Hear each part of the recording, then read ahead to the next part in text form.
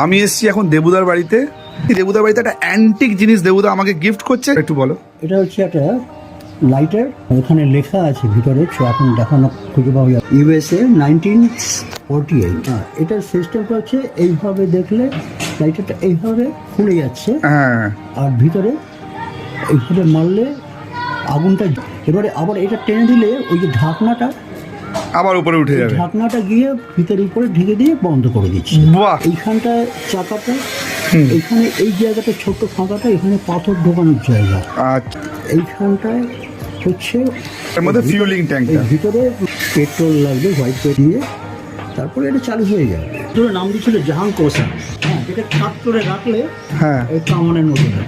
ও হ্যাঁ, কারেক্ট। এই বন্ধুরা, তোমরা বলো যে তোমরা কখনো কি এরকম ভিনটেজ লাইটার নিজের চোখে বা নিজের হাতে ধরেছো বা ইউজ করেছো কিনা, বা কেউ ইউজ করলে পরে সেটা আমাদেরকে জানিও।